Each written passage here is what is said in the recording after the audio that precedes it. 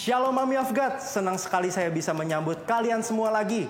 Dan bagi kalian semua yang baru pertama kali join dalam ibadah online ini, kami mengucapkan welcome home, selamat datang dan selamat beribadah.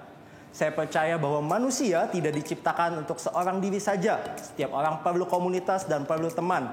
Di Gereja Mawar Sharon, kami menyediakan satu komunitas yang namanya Connect Group. Di sana kalian bisa ketemu sama teman-teman dan membawa kalian masuk dalam pengenalan yang lebih lagi akan Tuhan. Caranya gampang banget. Kalian tinggal menghubungi nomor yang ada di layar TV atau gadget kalian. Persembahan adalah bagian dari ibadah. Mari kita mempersiapkan yang terbaik. Caranya gampang banget. Kalian tinggal scan atau transfer ke nomor rekening yang ada di layar TV atau gadget kalian. Sebentar kita akan memulai ibadah kita. Mari kita sama-sama berdoa, mempersiapkan hati untuk memuji dan menyembah Tuhan. Kita satu dalam doa ya. Tuhan Yesus, terima kasih Tuhan buat hari ini. Kalau Engkau memberikan kami kesempatan untuk beribadah lagi, kiranya Engkau pakai Tuhan, firman Tuhan yang ada untuk mengubahkan kehidupan kami. Kami mau haus, kami mau belajar, dan kami mau antusias dalam memuji dan menyembah-Mu. Thank you Tuhan, dalam nama Yesus kami berdoa dan mengucap syukur. Haleluya, amin. Selamat beribadah.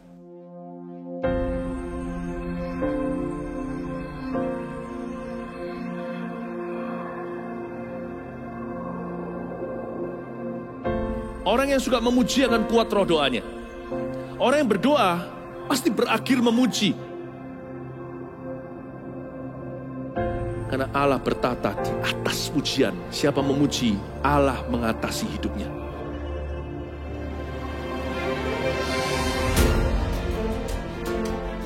The Year of Praise, tahun pujian menjadi sebuah petualangan yang tiada dua. Menjadi sebuah pelajaran hidup yang langsung dari Kristus.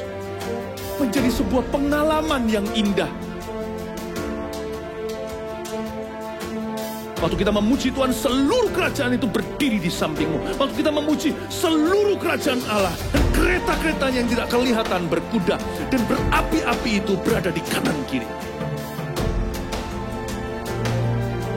Semakin fisik kita lemah, roh kita semakin memuji Tuhan.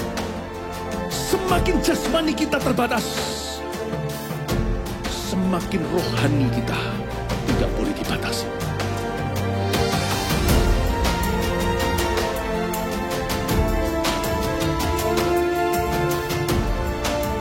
Welcome to the Year of Praise and Provision.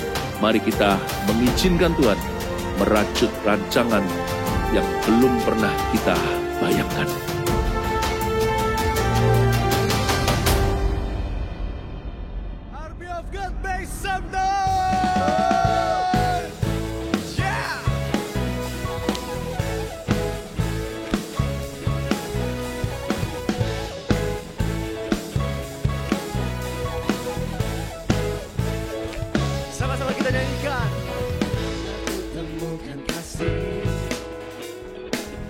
Sejati tiada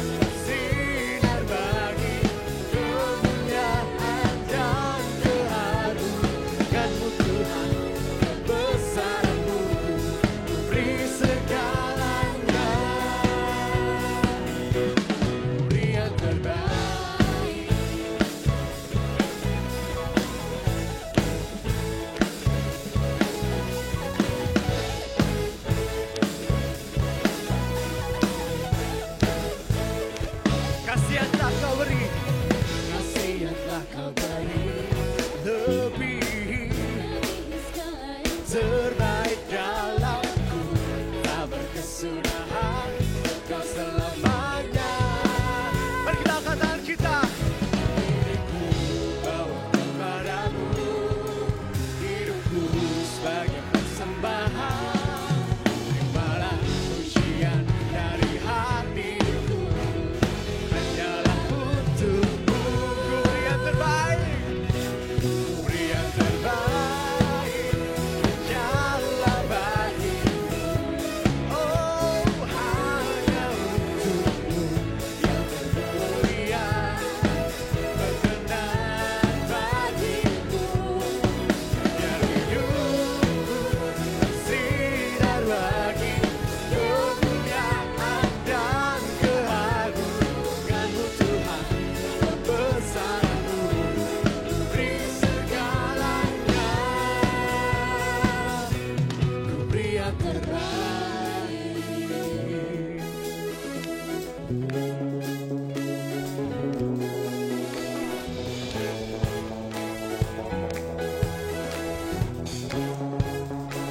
Sama-sama nyanyikan.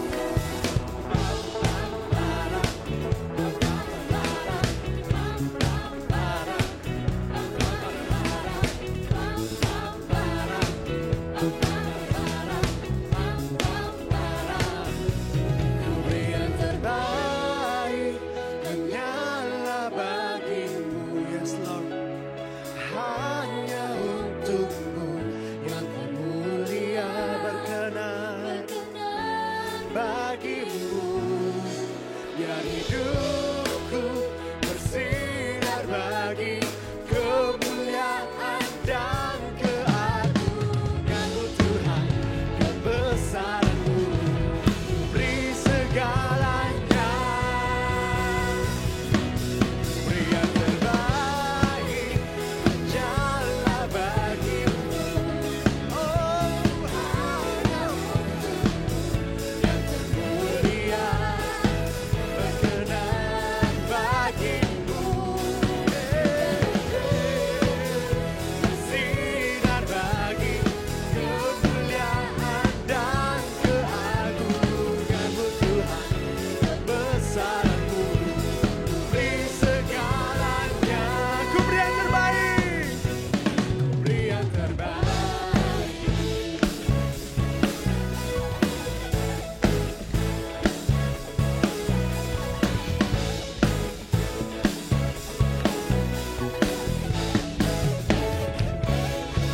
Katakan haleluya. Come on.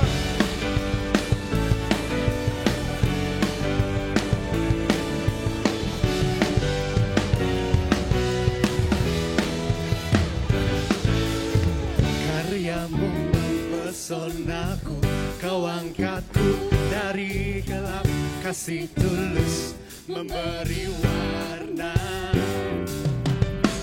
Kau buang semua gelisah, kau beriku sukacita, kau buatku selalu tertawa.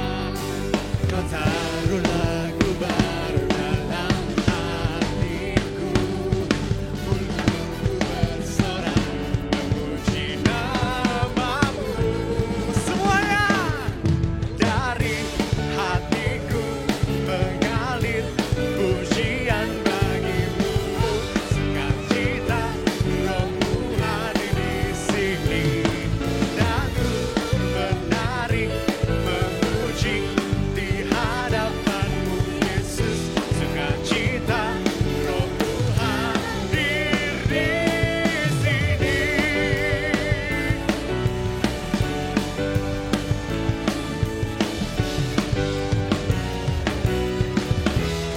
Katakan karyamu mempesonaku, karyamu mempesonaku, kau angkatku dari gelap, kasih tulus memberi warna.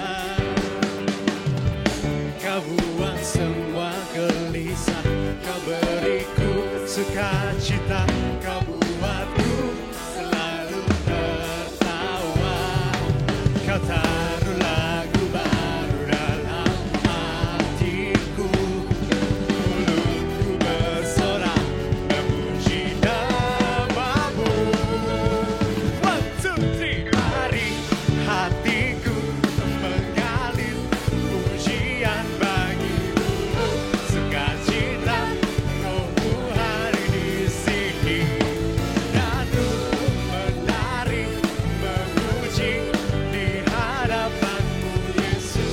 sukacita, Rohmu hadir di sini.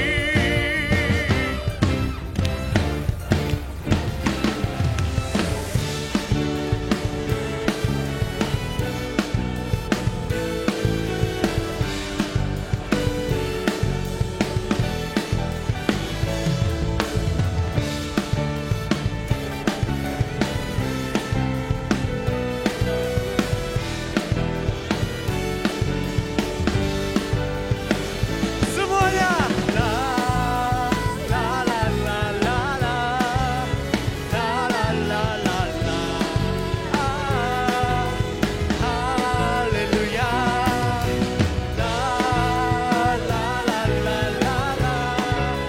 La la la la la. Haleluya. Dari hatiku mengalir pujian bagimu, sukacita, Rohmu hadir di sini.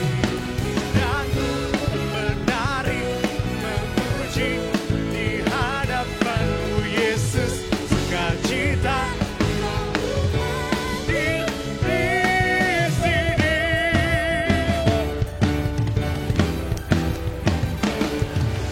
La la la la la la. La la la la la. Haleluya. La la la la la la. La la la la la. Rohmu hadir di sini.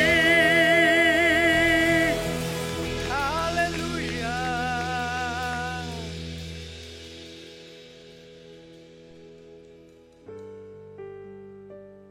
Kami bersyukur ya Tuhan buat kehadiran. Thank you Lord. Thank you for your love, Jesus.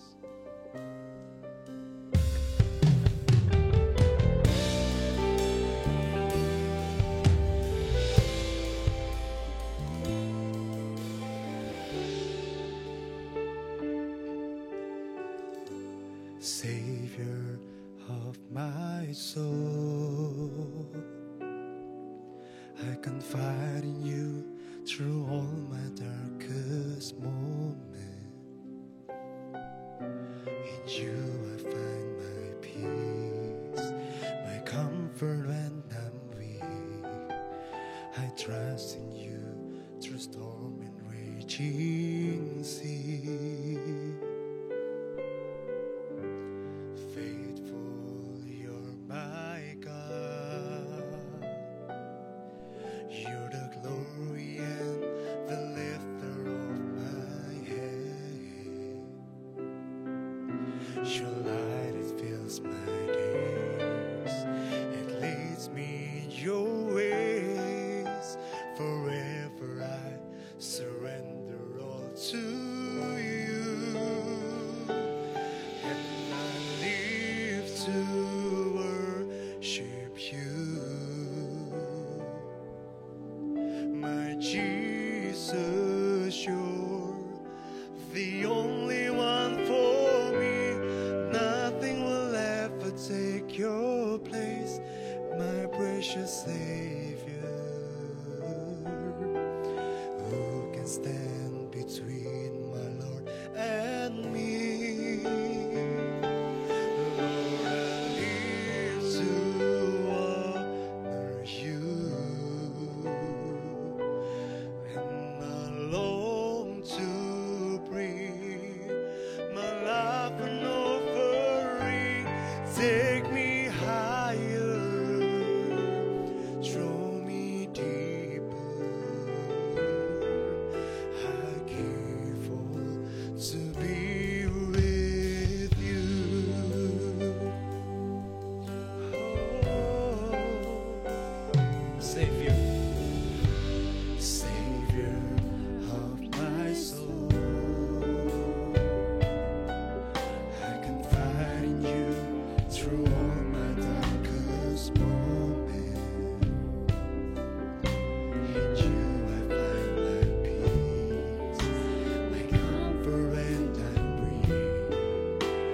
trust in you, the storm and raging sea. You're faithful.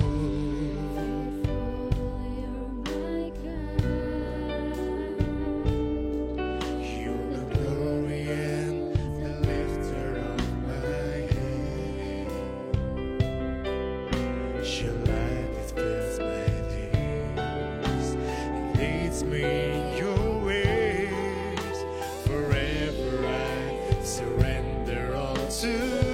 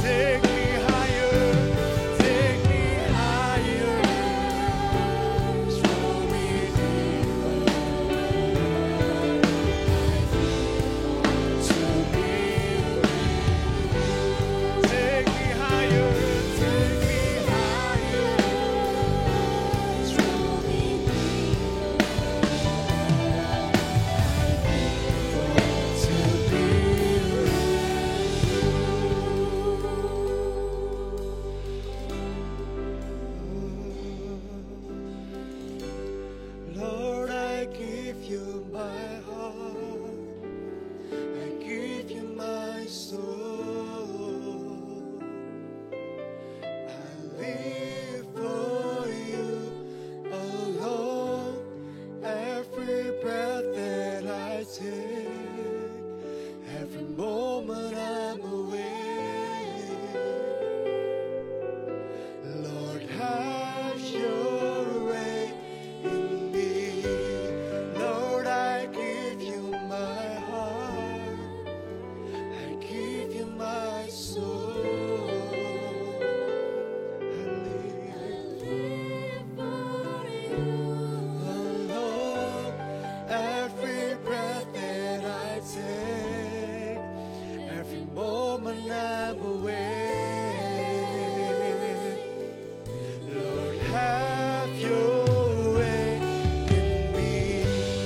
Lord, I give you my heart.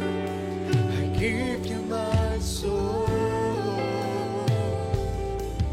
I live for you alone. Every breath that I take, every moment I'm awake. Lord, have your way in me.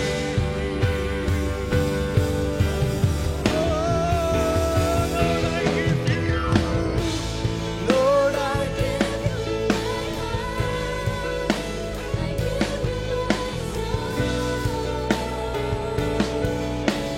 live for you alone. Every breath that I take, every moment I'm awake. Lord, have your way in me. Lord, I give you my heart. I give you my soul. I live for you alone. Every breath that I take, every moment I'm awake. Lord, have your way in me. Lord, I give you my heart. I give you my soul. Live for you alone. Every breath that I take, every moment I'm awake. Lord, have your way.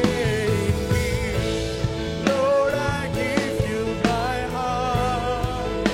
I give you my soul. I live for you alone. Every breath that I take, every moment I'm awake.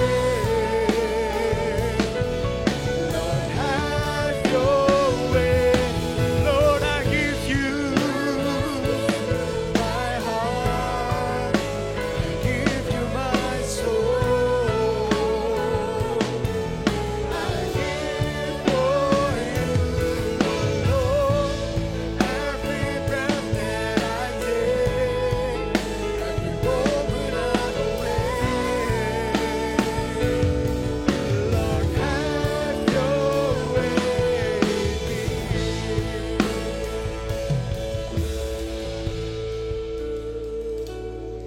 Terima kasih Tuhan untuk hari yang baru yang Tuhan berikan untuk setiap kami hari ini.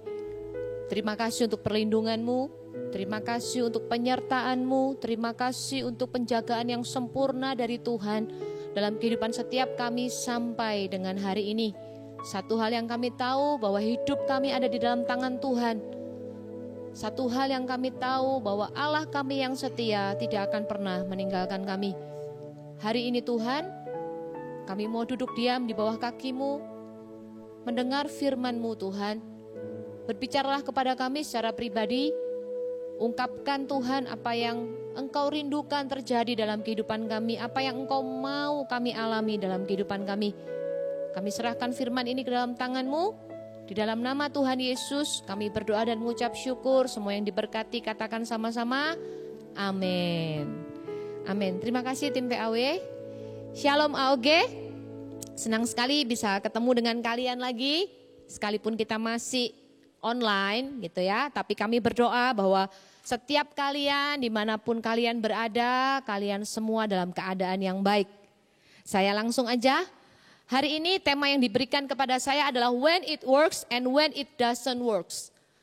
Ketika sesuatu yang kita ekspektasikan atau sesuatu yang kita harapkan terjadi dalam kehidupan kita, dan ketika apa yang kita inginkan gak terjadi dalam kehidupan kita. Kalau hidup kita berjalan dan sesuai dengan ekspektasi kita, ya udah, kita bahagia-bahagia aja, ya kan? Tapi gimana kalau apa yang kita rindukan dan apa yang kita inginkan, apa yang kita ekspektasikan itu nggak terjadi dalam kehidupan kita? Ketika kenyataan yang kita hadapi berbanding terbalik dengan apa yang kita bayangkan. Nah, disinilah seringkali kita ini gagal meresponi dengan benar. Contoh paling simpel ya, saya baru alamin beberapa hari lalu. Saya mau beli baju lewat online. Saya lihat gambarnya gitu kan, wah bagus nih kayaknya, bahannya bagus, bintangnya juga bagus. Akhirnya saya beli. Tapi begitu barangnya nyampe, itu zonk banget kayak, hah kok kayak gini sih, gak seperti apa yang saya bayangkan. Saya yakinlah kalian semua pasti banyak yang ngalamin kayak gitu kan. Itu contoh paling sederhana ketika ekspektasi kita nggak terjadi seperti apa yang kita inginkan. Contoh lain, waktu kalian mau masuk universitas gitu ya, pengennya masuk universitas A, punya keinginan pengen kuliah di sana, karena di sana itu bagus, tempat favorit, kamu belajar mati-matian, kamu ikut les sana sini demi masuk universitas impianmu. Tapi ketika pengumuman mahasiswa, bahkan namamu tuh gak ada di sana. Gimana perasaanmu gitu ya? Pasti kamu tuh sedih banget. Atau, lagi saya kasih contoh satu lagi. Kamu udah mau lulus kuliah. Pengen banget kerja sesuai dengan jurusan yang kamu ambil. Biasanya kan gitu kan, idealisme banget gitu. Pengen banget masuk ke bidang pekerjaan seperti apa yang kamu pelajari selama ini. Begitu lulus kamu cari ke sana ke sini gak diterima. At the end kamu masuk kerja yang beda banget sama apa yang kamu pelajari. Itu seolah-olah ya kayak waktu kamu masuk kerja pertama kali tuh kayak semua impianmu dan semua rencanamu, semua bayanganmu tuh tiba-tiba ya udah hilang gitu loh. Setiap kita pasti pernah mengalami kegagalan ekspektasi. Atau ada yang berkali-kali, atau mungkin kamu seumur hidupmu kamu baru satu kali. Tapi semua orang di seluruh dunia ini pasti pernah mengalami sekali saja minimal dalam hidupnya ketika ekspektasinya tidak berjalan seperti apa yang dia inginkan. Pada dasarnya setiap manusia itu hidup dengan ekspektasi. Dari kita kecil kita udah diajarin punya ekspektasi. Siapa di antara kalian gitu ya, waktu kecil enggak pernah ditanya, nanti kalau gede cita-citanya jadi apa? Setiap kita pasti pernah ditanya kan, nanti kalau kamu besar kamu mau jadi apa? And then sebagai anak kecil yang polos kita jawab, oh pengen jadi dokter, pengen jadi arsitek, pengen jadi pilot. Ketika kita ditanya demikian, kita ini sedang diajari apa? Punya harapan yang besar, punya ekspektasi yang besar. Memang kata orang kalau hidup itu harus punya mimpi dan punya harapan setinggi langit. Tapi di sisi lain kita juga harus belajar bahwa nggak semua keinginan kita bisa terjadi. Kalau apa yang kita inginkan terjadi, kayak tadi saya ngomong, ya bahagia-bahagia aja ya kan. Siapa yang nggak mau keinginannya tercapai. Tapi kalau enggak, disinilah seringkali kita mengalami kesulitan untuk menghadapi kenyataan yang nggak sesuai dengan harapan kita. Ada 2 tokoh di Alkitab yang mengalami kegagalan ekspektasi. Dan mereka harus menghadapi kenyataan yang sama sekali beda dengan apa yang mereka bayangkan. Yang pertama adalah Yakub. Yakub ketika dia lari dari Esau, dia tinggal bersama pamannya Laban. Di situ Yakub jatuh cinta dengan Rahel. Cinta sekali. Dan ketika Yakub bilang sama Laban kalau dia cinta sama Rahel, Laban bilang boleh, kamu boleh menikah dengan Rahel asal kamu kerja sama aku 7 tahun. Yakub kerja sama Laban 7 tahun, bahkan Alkitab katakan saking cintanya dia sama Rahel, 7 tahun itu cuma dianggap beberapa hari. Kemudian tibalah hari pernikahan itu. Ketika Yakub punya ekspektasi bahwa dia akan menikah dengan Rahel, tiba-tiba di hari itu yang dikasih ke Yakub itu bukan Rahel tapi Lea. Bisa bayangin gak jadi Yakub? Hah, udah kerja 7 tahun? Udah benar-benar nungguin 7 tahun, yang dikasih itu Lea, bukan Rahel. Ketika Yakub protes sama Laban, Laban bilang, aku kasih adiknya, tapi kamu kerja lagi 7 tahun. Jadi bayangkan ya, untuk dapat Rahel, Yakub itu kerja 14 tahun. Atau contoh kedua, Yudas Iskariot. Siapa yang gak tahu Yudas Iskariot? 1 dari 12 murid Yesus, dia dapat privilege besar banget untuk jadi 1 dari 12 murid Yesus. Yudas Iskariot menjadi murid Yesus dengan sebuah ekspektasi bahwa Yesus adalah raja yang dinanti-nantikan yang akan membebaskan mereka dari penjajahan bangsa Roma. Tapi suatu hari ketika dia melihat Yesus ditangkap, which is dia sendiri yang menyerahkan Yesus, ketika dia melihat Yesus ditangkap dan tidak ada perlawanan apapun, tidak ada, mungkin dia bayangin waktu Yesus ditangkap terus nanti datang tentara bantuin Tuhan Yesus dan lain-lain. Nggak terjadi. Yudas menjadi begitu kecewa dengan ekspektasinya. Lalu dia berakhir dengan apa? Dengan bunuh diri. Yudas ini salah satu murid, satu-satunya murid yang gagal mengenali rencana Tuhan yang sebenarnya. Dia membayangkan Yesus akan datang sebagai raja secara harafiah. Tapi padahal Yesus datang tidak untuk menjadi raja yang seperti itu. Ketika ekspektasi yang kita punya enggak sesuai dengan kenyataan, banyak dari antara kita pasti merasa kecewa, sedih, marah. Dan enggak sedikit dari kita yang mulai bertanya, kenapa Tuhan, why? Aku sudah berdoa loh, aku sudah berusaha, aku sudah lakukan semua yang terbaik. Tapi kenapa enggak terjadi? Ketika, Yeremia 17 ayat 9 menulis begini. Betapa liciknya hati, lebih licik daripada segala sesuatu. Hatinya sudah membatu, siapakah yang dapat mengetahuinya? Saya ulang ya.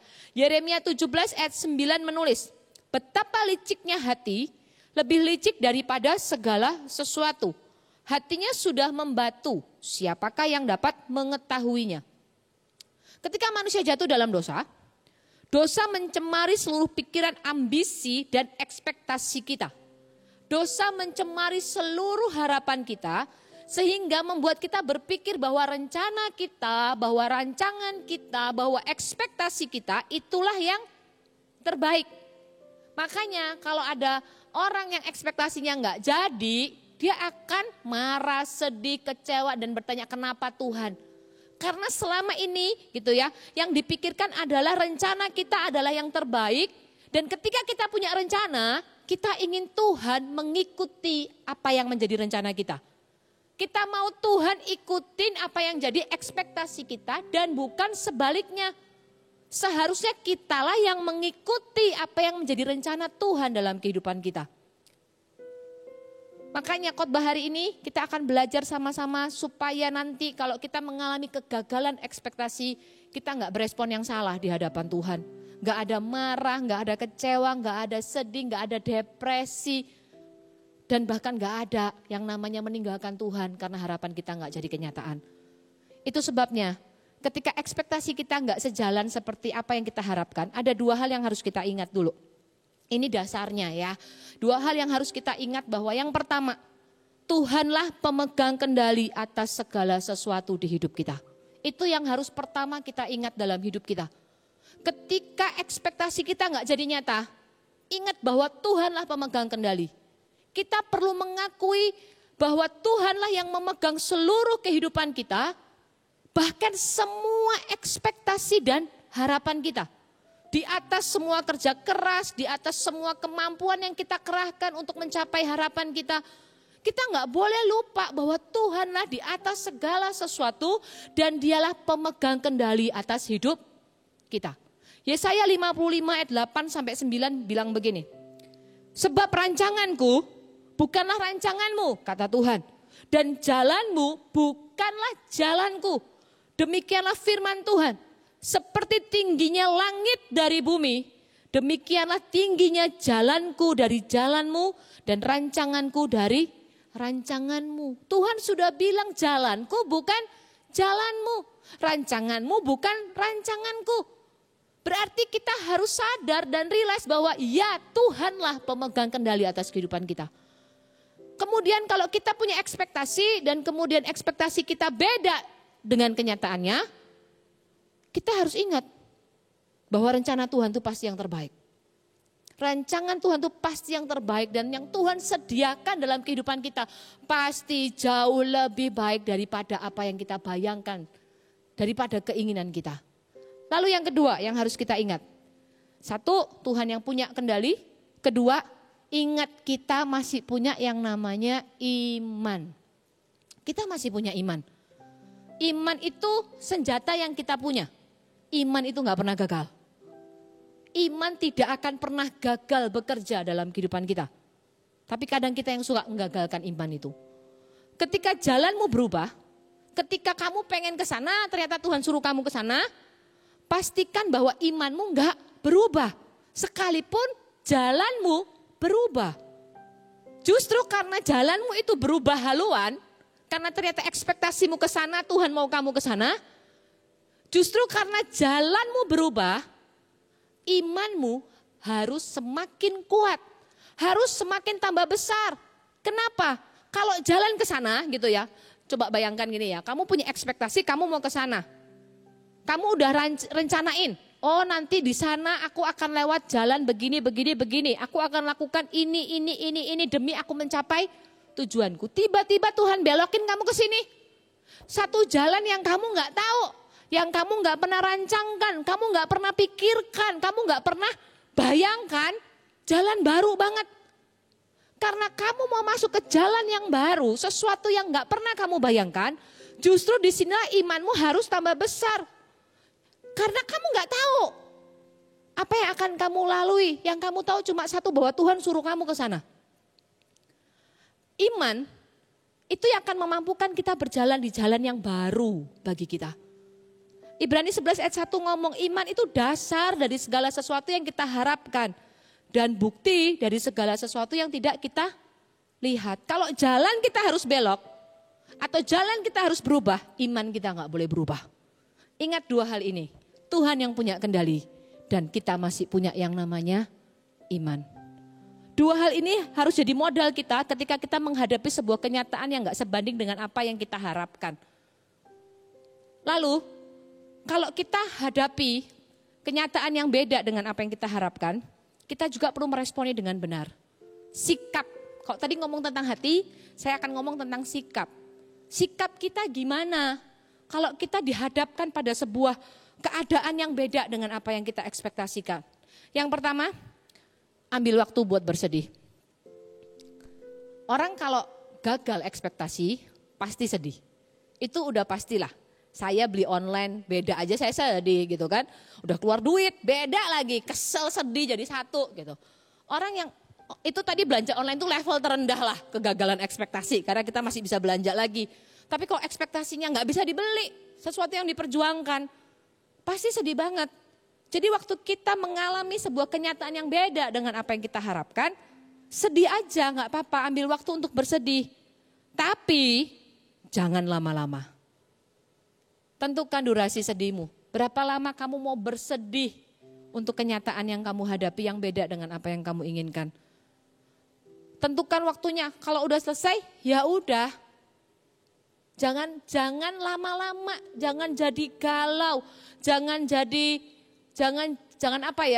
galaumu tuh sampai berhari-hari, berminggu-minggu, berbulan-bulan, bertahun-tahun. Gak perlu.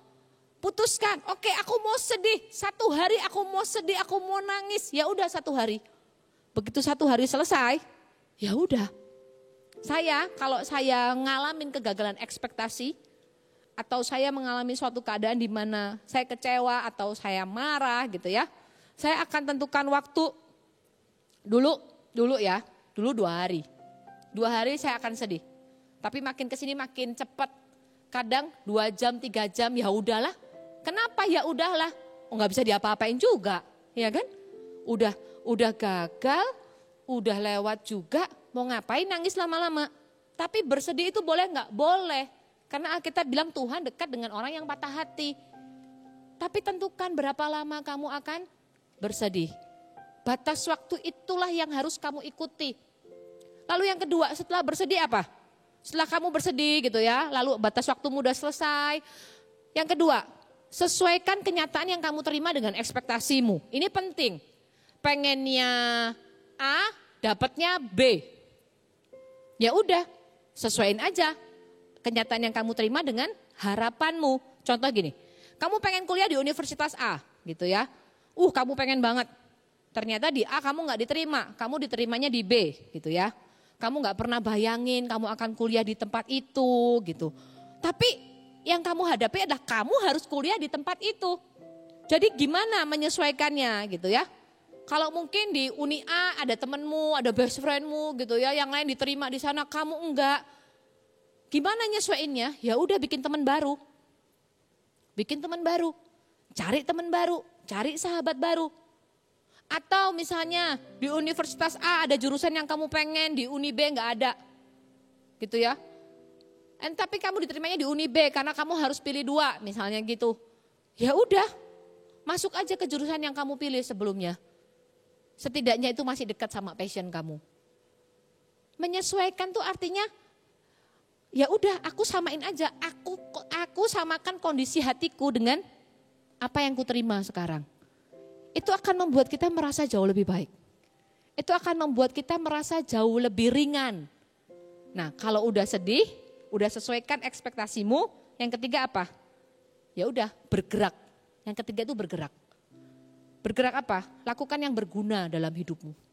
Lakukan sesuatu yang membangun hidupmu dengan kenyataan yang kamu terima sekarang. Harapan atau ekspektasi itu gak akan pernah habis. Gak akan pernah hilang. Setiap hari kita hidup dan kita bangun dengan harapan yang baru. Kita setiap hari bisa membangun ekspektasi yang baru.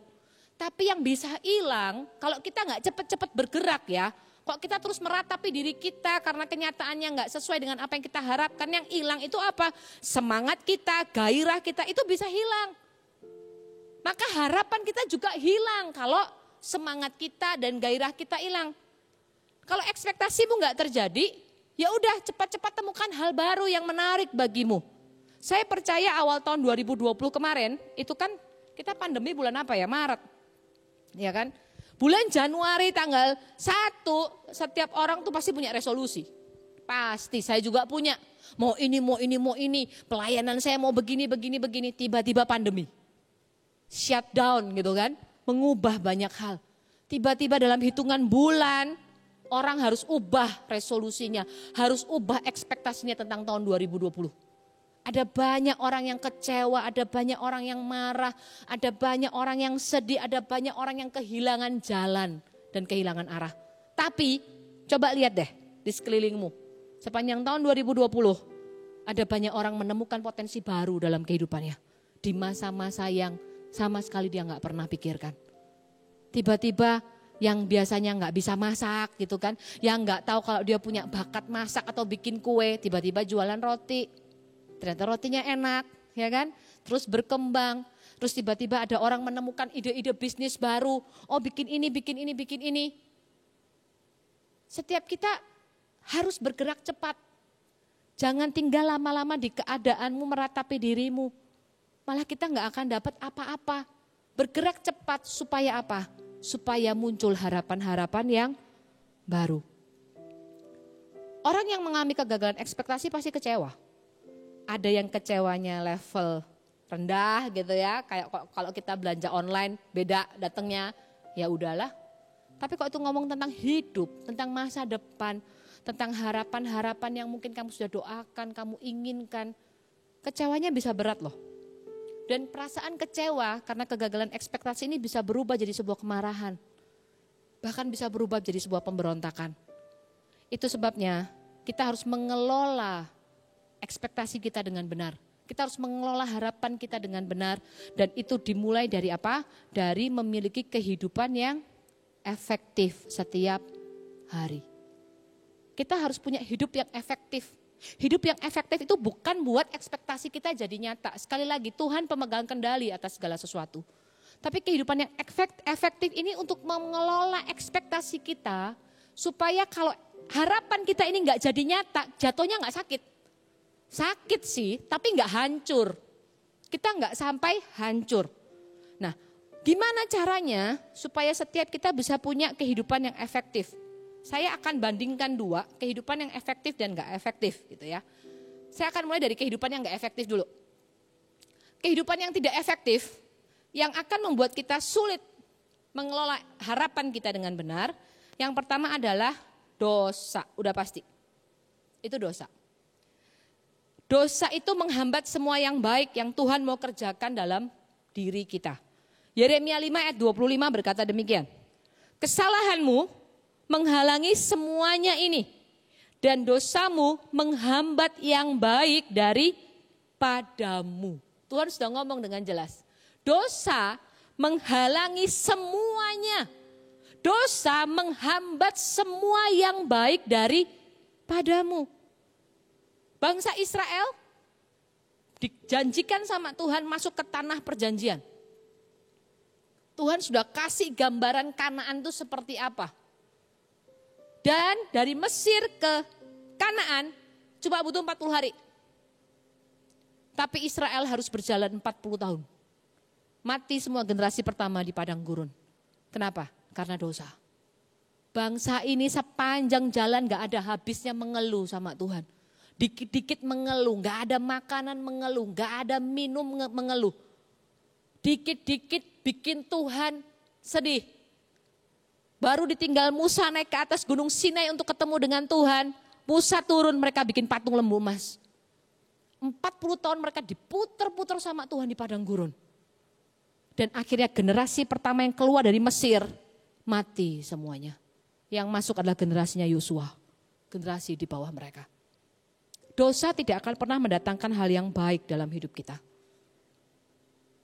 Dosa menghambat semua rencana Allah dalam kehidupan kita. Dosa menghalangi Tuhan memberikan berkat yang terbaik dalam kehidupan kita. Jadi, yang pertama ya, kalau mau punya kehidupan yang efektif, kamu harus bereskan dosamu. Apa yang selama ini masih ada di dalam dirimu yang kamu sembunyikan, gak ada orang yang tahu, dosa itulah yang menghalangi berkat Tuhan dalam kehidupanmu. Saran saya, cepat selesaikan. Gak ada gunanya sih pendosa lama-lama di hati. Gak ada, beneran deh, percaya deh. Gak ada. Dosa itu seperti apa ya? Dosa itu ibarat penyakit ada di dalam dirimu. Kamu gak cepat-cepat obatin. Lama-lama dia akan menggerogotimu dari dalam. Sampai apa? Sampai menyapu habis hidupmu. Dan gak ada yang tersisa. Jadi kalau kamu pengen punya kehidupan yang efektif. Yang pertama, berhentilah berbuat dosa. Cepat bertobat. Selalu ada kesempatan kalau kita ini mau bertobat. Kalau kamu sulit gitu ya, kalau kamu sulit dan kamu butuh pertolongan untuk menyelesaikan dosa dalam dirimu, datang sama pemimpinmu.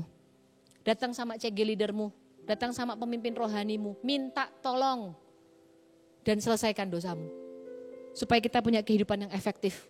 Yang kedua apa? Kalau kita mau punya kehidupan yang efektif, yang tidak efektif dulu, Jangan simpen perasaan yang gak perlu. Satu dosa, yang kedua itu perasaan yang gak perlu. Orang yang pernah mengalami kegagalan ekspektasi pasti diserang perasaan kecewa. Seperti tadi saya ngomong. Kecewa itu perlu diberesin. Kecewa itu gini loh, mungkin kalian pikir ya, oh kecewanya cuma sedikit kok. Cuma gagal ekspektasi, misalnya kayak apa gitu ya. Oh kecewanya cuma sedikit kok. Hati-hati loh, kecewa sedikit itu kalau dibiarin dia bisa bertumbuh subur. Begitu gagal lagi ekspektasimu yang kedua, kecewanya akan tambah gede. Dan lama-lama berubah kayak apa? Jadi marah, apatis, memberontak seperti yang tadi saya bilang. Jadi ada perasaan-perasaan nggak perlu di dalam diri kita ini yang perlu kita buang. Ada perasaan-perasaan yang cuma kita yang bisa cek loh apa yang ada di hati kita. Tuhan yang tahu isi hati kita, tapi kita juga harus tahu apa yang ada di hati kita. Kita perlu selidiki hati kita juga, minta Tuhan selidiki, Tuhan buka supaya kita tuh bisa korek apa yang ada di hati kita. Perasaan yang nggak perlu itu perlu dibuang. Dan gantikan dengan apa? Perasaan sukacita. Kecewa, marah, apatis, pemberontakan, apapun yang ada di dalam hati kita, gantikan dengan perasaan sukacita. Mazmur 37 ayat 4 ngomong begini. Dan bergembiralah karena Tuhan, maka ia akan memberikan apa yang diinginkan hatimu. Habakuk 3 ayat 17 sampai 18 bilang begini. Sekalipun pohon ara tidak berbunga, pohon anggur tidak berbuah, hasil pohon zaitun mengecewakan, sekalipun ladang-ladang tidak menghasilkan bahan makanan, kambing domba terhalau dari kurungan, dan tidak ada lembu sapi dalam kandang, namun aku akan bersorak-sorai di dalam Tuhan. Beria-ria di dalam Allah yang menyelamatkan aku. Habakuk bilang sekalipun gak ada hasil ladang, gak ada makanan, kambing terhalau dari kurungan, aku akan tetap bersorak-sorai di dalam Tuhan. Sukacita itu keputusan. Bersorak-sorai bagi Tuhan itu keputusan. Kita bergembira karena Tuhan, bukan karena supaya kita dapat apa yang kita mau. Oh Tuhan suruh kita bergembira karena Tuhan, maka Dia akan memberikan apa yang kita inginkan. Ya udah kita happy aja supaya kita dapat apa yang kita mau. Mendapat apa yang kita inginkan ketika kita bergembira karena Tuhan itu bonus. Tapi pertamanya adalah bergembiralah karena Tuhan.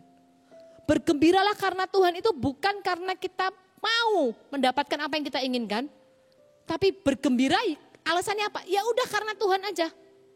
Gak mikirin mau dapat atau enggak, aku mau bergembira karena Tuhan. Sekalipun aku mengalami kegagalan rencana, aku mengalami kegagalan ekspektasi, aku punya 1001 alasan kenapa aku tetap harus bersukacita. Aku tahu Tuhan mencintaiku. Aku tahu Tuhan setia dalam keluargaku. Kalau aku bisa makan sehari 3 kali, aku akan bersukacita karena Tuhan. Kita punya 1001 alasan untuk bersukacita karena Tuhan. Kamu gagal masuk ke universitas yang kamu mau. Bergembira karena Tuhan apa? Aku masih bisa kuliah. Aku masih bisa kejar cita-cita sekalipun jalannya beda. Kamu naksir cewek, ya kan? Naksir cewek udah lama kejar-kejar, dia jadi sama orang lain. Kesel gak? Kesel, ya kan? Tapi bergembira karena Tuhan apa? Oh aku masih bisa bergaul dengan lebih banyak orang. Aku masih punya waktu lebih banyak untuk melayani. Kita punya banyak alasan untuk bersukacita karena Tuhan. Jadi kalau kita ada perasaan nggak benar di hati kita, cepat singkirkan dan temukan alasan kenapa kamu harus bergembira karena Tuhan. Taruh sukacita di hati. Yang ketiga, orang yang nggak efektif itu pasti nggak punya tujuan. Orang yang nggak punya tujuan itu orang yang gagal. Kenapa? Buat dirinya aja dia nggak tahu mau kemana. Jadi pastikan kita ini punya tujuan dalam hidup kita. Visi itu bukan cuma punya gereja. Visi itu bukan punya connect group doang. Tapi setiap kita harus punya visi yang jelas dalam kehidupan kita. Setiap kita harus punya tujuan yang jelas dalam kehidupan kita. Apa yang kita rindukan, kita mau kemana, kita harus punya di dalam diri kita. Karena Amsal ngomong, Amsal 29 ayat 18 bilang gini, bila tidak ada wahyu, menjadi liarlah rakyat. Wahyu itu visi. Kalau kamu gak punya visi, liarlah hidupmu. Gak jelas gitu ya mau kemana. Jadi setiap pribadi harus punya apa? Visi dalam hidupnya. Aku ingin begini suatu hari nanti. Aku ingin, misalnya saya punya kerinduan gitu ya. Saya cerita deh. Jadi waktu saya awal tahun berapa ya? 2009 kayaknya. Ini visi yang ada di pikiran saya, tapi saya nggak tahu kapan akan terwujud. Tapi saya masih doakan gitu ya sampai hari ini. 2009 saya punya visi secara pribadi, saya pengen gitu ya, kerinduan yang belum pupus sampai dengan hari ini. Saya pengen suatu hari nanti kalau Tuhan izinkan, saya pengen bikin panti asuhan. Itu kerinduan saya. Panti asuhan yang isinya gitu ya, bukan anak-anak yang ketemu gede, tapi bayi-bayi yang dibuang sama orang tuanya. Itu mimpi saya dari tahun 2009. Saya pengen Tuhan, kalau Tuhan izinkan entah kapan gitu ya. Kalaupun visi ini mungkin gak jadi nyata di dalam hidup saya. Setidaknya nanti mungkin anak saya yang akan meneruskan. Saya pengen ada panti asuhan gitu ya. Di mana saya bisa tampung orang-orang yang gak pengen anaknya lahir taruh di situ. Tidak akan diadopsi, ini mimpi kan, boleh kan. Orang punya visi-visi kan bebas ya kan. Saya gak akan kasih buat adopsi. Saya akan rawat mereka, saya akan sekolahkan mereka sampai mereka semua jadi sarjana. Banyak orang punya visi kayak gini. Banyak yang jadi. Saya juga punya, saya taruh di dalam hati saya. Saya punya tujuan. That's why kenapa saya ada di Children Ministry. Kenapa saya berikan hidup saya untuk melayani anak-anak sampai dengan hari ini. Karena saya punya visi yang besar. Miliki visi dalam hidupmu. Dan saya berdoa, saya udah umur segini Tuhan, kapan visi ini jadi nyata? Kalaupun enggak, saya berdoa anak saya yang akan teruskan visi mamanya. Membangun visi, kamu harus punya visi dalam hidupmu. Jangan bingung, tentukan, doakan Tuhan, apa yang harus aku kerjakan dalam kehidupanku. Apa yang Tuhan mau aku kerjakan dalam kehidupanku. Yang keempat, orang yang gak efektif itu pasti gak bisa melangkah. Melangkahnya pasti sembarangan lah. Kenapa? Karena dia gak tahu mau kemana, pasti jalannya juga belok-belok. Semua dia coba, semua dia lakukan gitu ya, karena dia gak tahu mau kemana.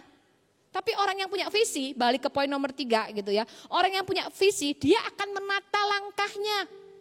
Dia tahu, dia doakan, dia tahu dia mau kemana. Dia akan menata langkahnya. Dia akan tata satu demi satu anak tangga demi satu anak tangga. Dia akan mengatur dengan begitu rapi supaya dia bisa mencapai visinya.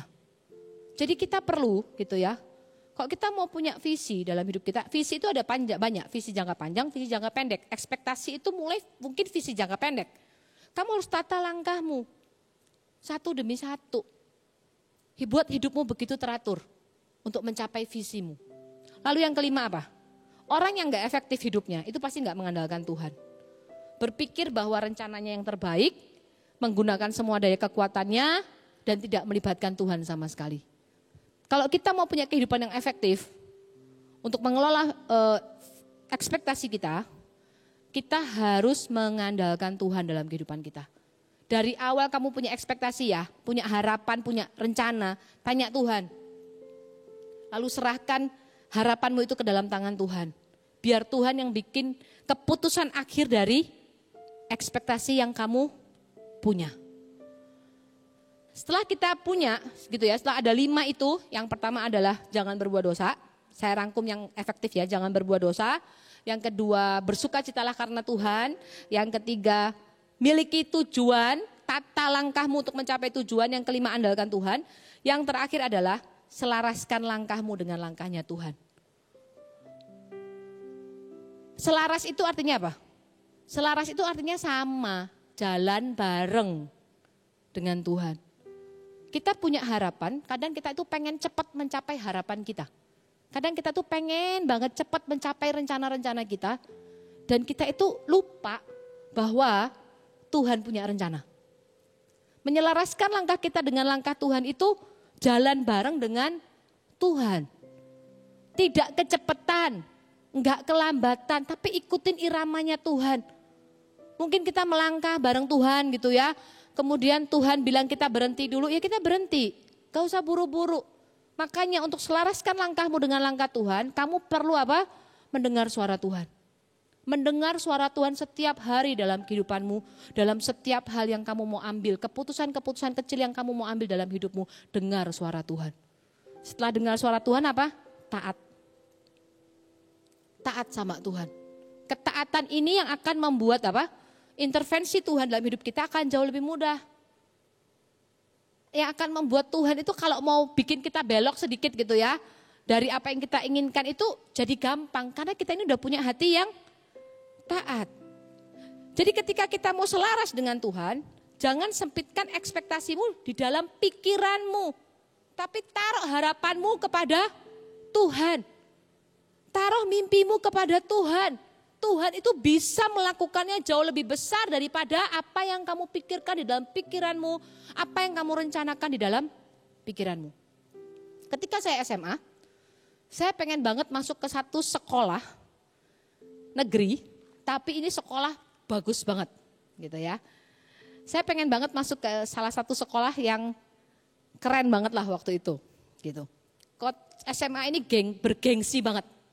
Masuk ke situ, jalan pakai seragam, bangga gitu. Karena isinya itu semuanya anak-anak pinter gitu kan. Itu terkenal banget sekolah anak-anak pinter lah. Saya pengen banget masuk di sana.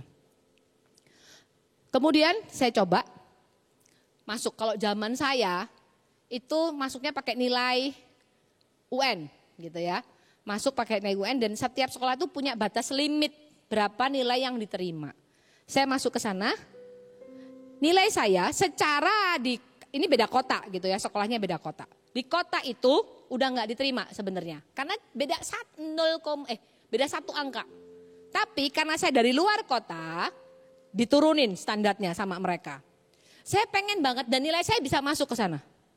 Itu saya tunggu gitu kan. Ternyata finalnya papa saya nggak kasih. Udah nggak usah. Ya udah, oke nggak usah ya di sini ya. Saya punya SMA favorit kedua, sekolah swasta. Saya pengen masuk di sana. Saya pikir oke, papa saya nggak kasih saya ke sana, swasta pasti dikasih. Karena ini swasta gitu loh, siapapun bisa masuk. Nah, saya masuk ke sana, udah cari kos, ya kan. Wah, udah punya bayangan, wah nanti sekolah di sana, bla bla bla bla bla. Nah, waktu saya mau masuk SMA itu Indonesia habis kerusuhan gitu kan. Rusuh besar-besaran lah, termasuk di kota itu juga rusuh. Wah, udah punya ekspektasi, udah siapin barang gitu kan. Pokoknya nanti SMA di situ, di sekolah yang swasta yang saya pengenin itu. Tiba-tiba suatu hari papa saya ajak pergi ke kota itu, ke kos-kosan yang udah saya booking. Saya udah booking kos-kosan. Waktu papa saya masuk ketemu ibu kosnya, papa saya bilang begini, saya kira papa saya mau ngomong, anak saya nanti masuk tanggal segini ya, bla bla bla bla gitu kan. Ternyata papa saya bilang gini sama ibu kosnya, anak saya nggak jadi sekolah di sini bu. Saya kaget gitu kan, nggak dikasih tahu apa-apa, cuma diajak pergi aja gitu. Anak saya nggak jadi sekolah di sini ya bu, jadi kos-kosannya nggak jadi. Di mobil itu saya tanya papa saya, loh terus saya sekolah di mana? Jadi saya itu udah pakai seragam, mau daftar. Jadi zaman itu kok seragam, daftar sekolah aku udah pakai seragam. Loh terus saya mau sekolah di mana? Papa saya bilang udah ikut aja. Saya nggak tahu loh mau dibawa kemana, beneran. Papa saya kita pulang dari situ, ngelewatin sekolah impian saya ya kan. Pulang balik ke kota saya. Saya bingung, kok balik ke sini ya? Dan di kota saya tidak ada satupun sekolah yang saya inginkan masuk. Saya dibelokin masuk ke satu sekolah, ini sekolah paling bagus di kota saya tapi saya nggak mau. Masuk ke situ jam 11 siang, saya ingat pendaftaran tutup jam 12 itu hari terakhir. Saya jam 11, papa saya parkir, turun, daftar di sini. Muka saya itu saya nggak tahu kayaknya marah kayaknya. Saya nggak mau, saya bilang. Kamu harus sekolah di sini, kata papa saya. Saya nggak mau, saya bilang.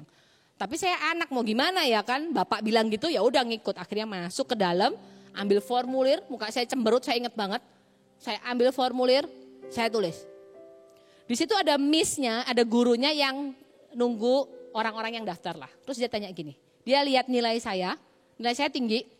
And then dia bilang, oh kenapa kamu gak daftar dari kemarin? Itu jam 11, 1 jam lagi tutup. Saya jawab gini loh ke gurunya, saya gak pengen sekolah di sini bu. Saya jawab gitu loh beneran. Saya jawab gitu sambil tulis formulir dengan perasaan kesel, marah dan kecewa semua jadi satu.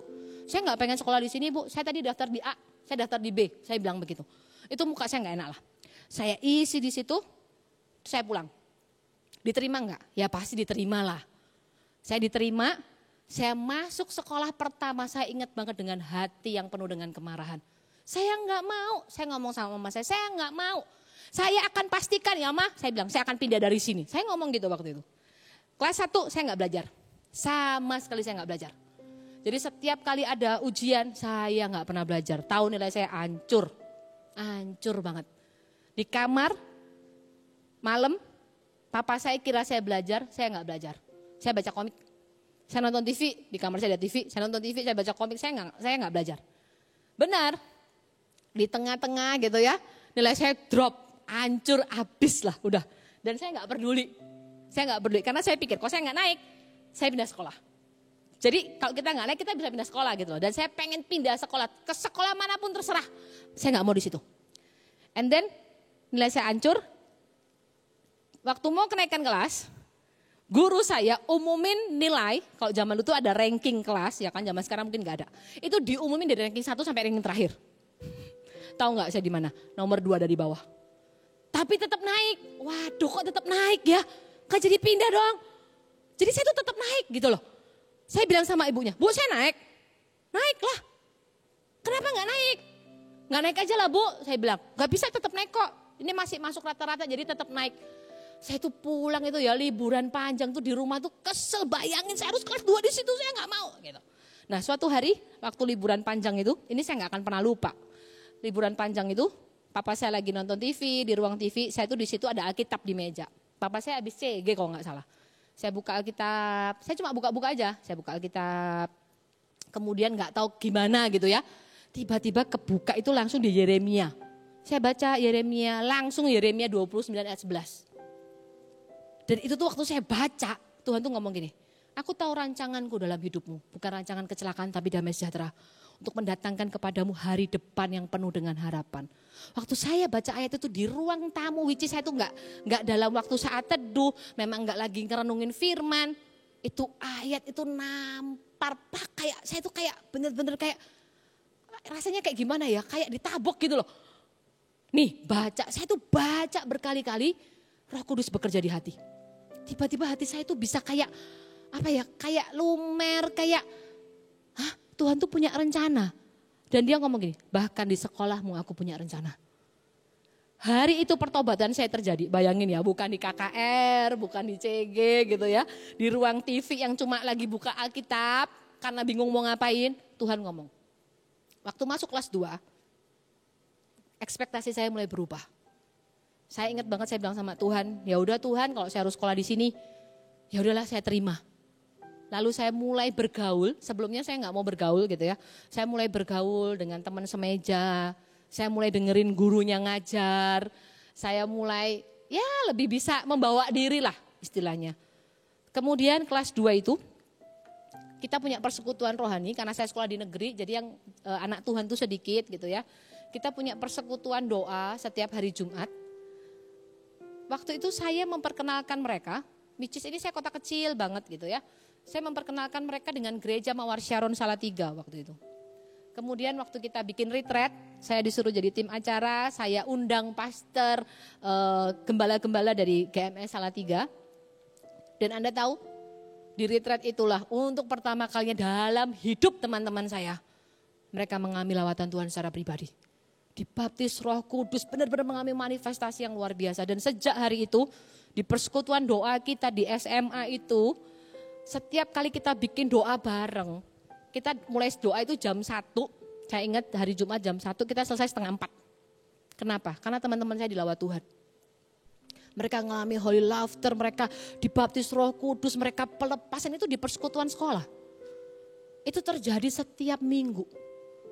Dan ketika saya lihat itu, Tuhan seperti bicara, ini loh yang aku mau, kenapa kamu ada di sekolah ini. Aku mau kamu ada di sekolah ini, ya karena ini.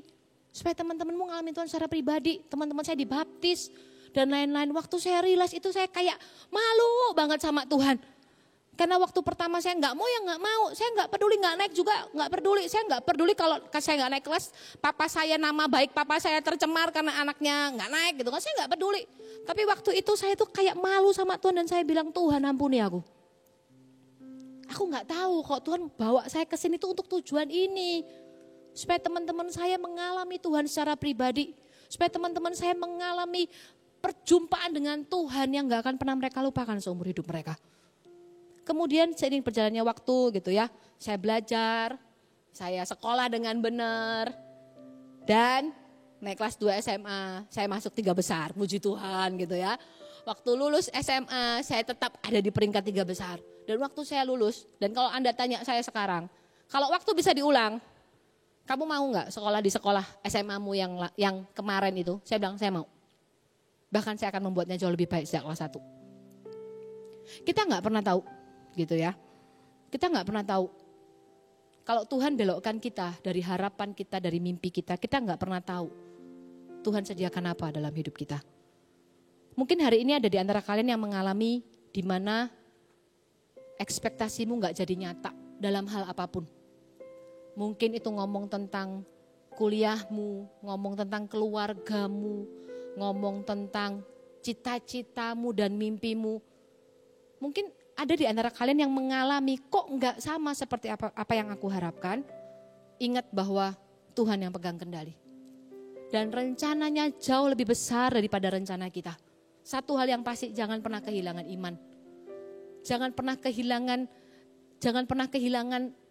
iman dalam hidupmu. Jangan coba-coba seperti saya intinya ya. Saya nggak tahu, nggak ada yang ngajarin. Jadi saya melalui kelas 1 itu dengan sebuah kegagalan, sangat gagal.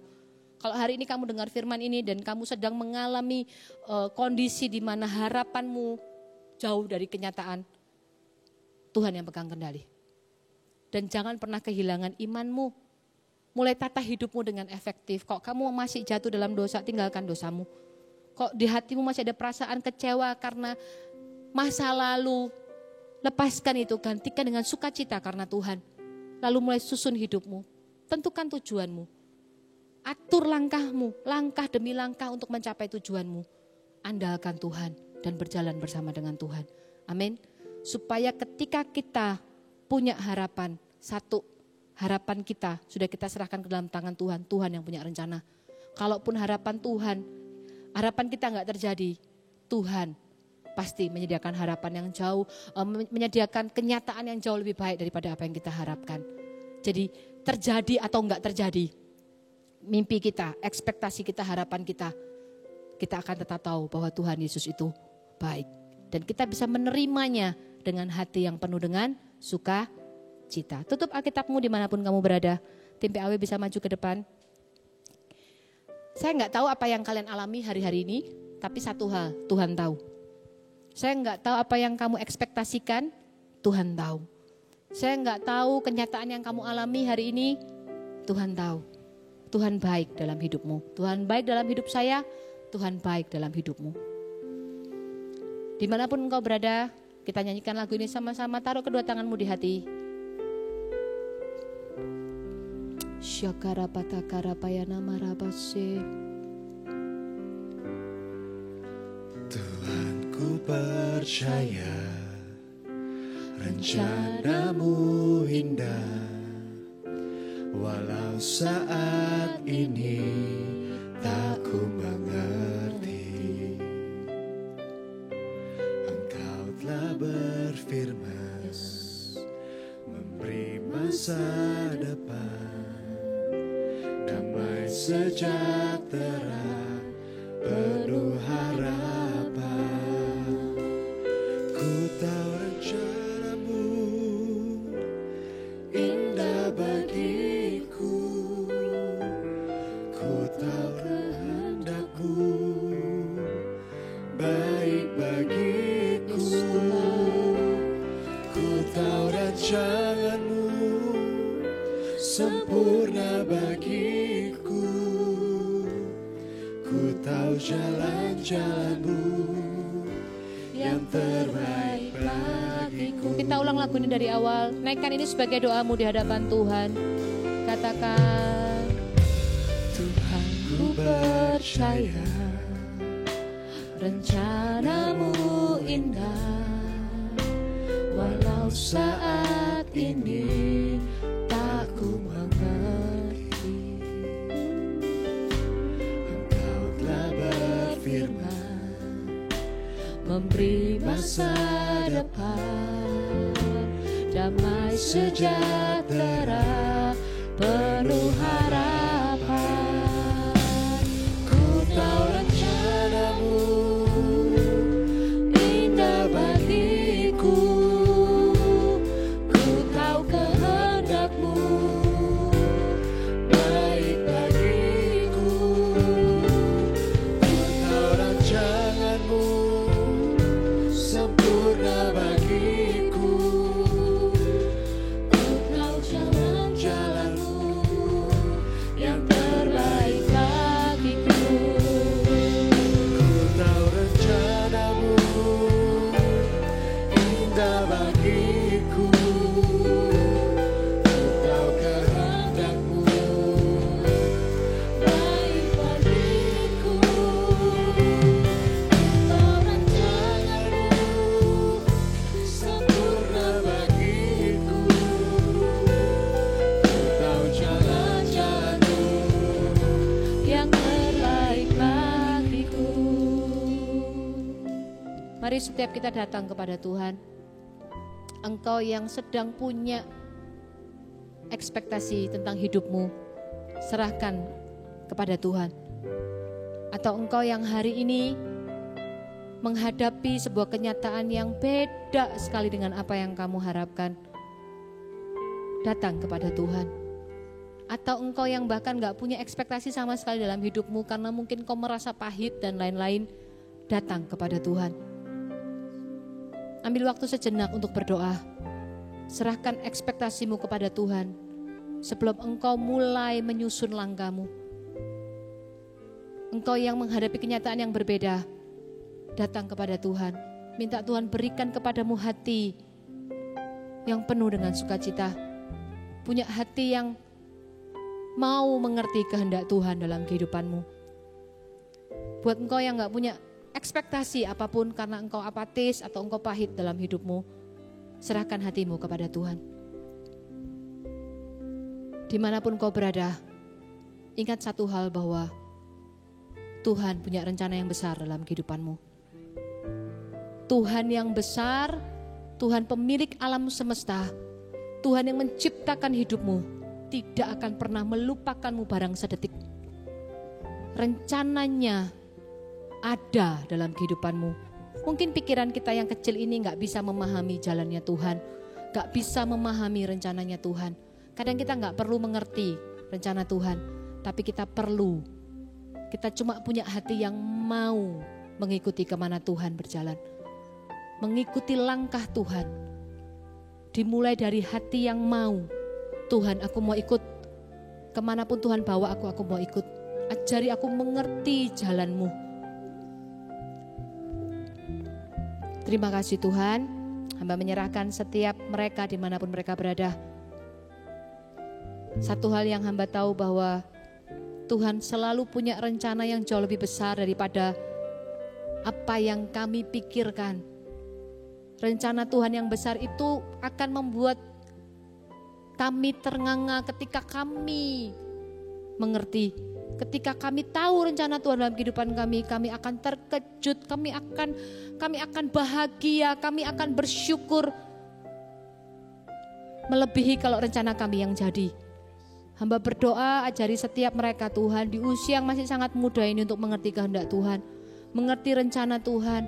Menjadi anak-anak muda yang sejak hari ini hidup ikut kehendak Tuhan saja. Bukan berarti kita gak boleh punya keinginan. Setiap kita boleh punya keinginan. Tapi kalau kita punya keinginan, kalau kita punya harapan, biar kami mengawalinya dengan menyerahkannya ke dalam tangan Tuhan. Supaya kehendak Tuhan yang jadi dan bukan kehendak kami yang jadi. Karena kami tahu kalau kehendak Tuhan yang jadi, hasilnya pasti baik, hasilnya pasti sempurna dan hasilnya pasti indah. Melampaui kalau kami stick on rencana kami. Tuhan, satu hal yang kami tahu bahwa Engkau Bapa yang baik. Engkau Bapa yang penuh kasih. Engkau Bapa yang gak pernah meninggalkan kami. Terima kasih Tuhan untuk setiap ekspektasi yang menjadi nyata. Tapi terima kasih juga untuk setiap ekspektasi yang tidak menjadi kenyataan. Tuhan baik dalam setiap musim kehidupan kami. Tuhan baik dalam setiap hal dalam kehidupan kami. Sekalipun mungkin bagi manusia kelihatannya nggak baik, tapi kami tahu bagi Tuhan itu baik.